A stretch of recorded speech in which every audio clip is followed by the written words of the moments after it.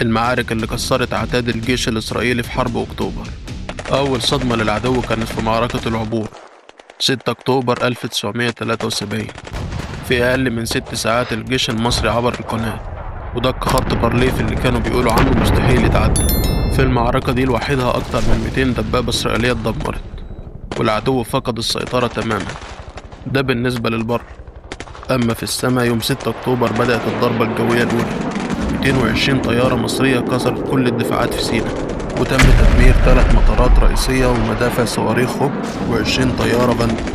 بعدها بيومين حاولوا يردوا في معركة الفردان، لكن الجيش المصري حولها المقبرة للدبابات.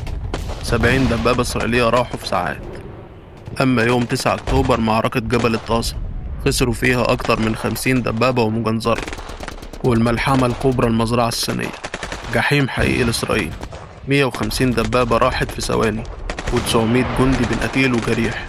وبعدها بأيام معركة المنصورة الجوية، أطول معركة جوية في التاريخ الحديث، 53 دقيقة راح فيها 17 طيارة إسرائيلية اتدمرت، مقابل 3 طيارات بس من الجيش المصري.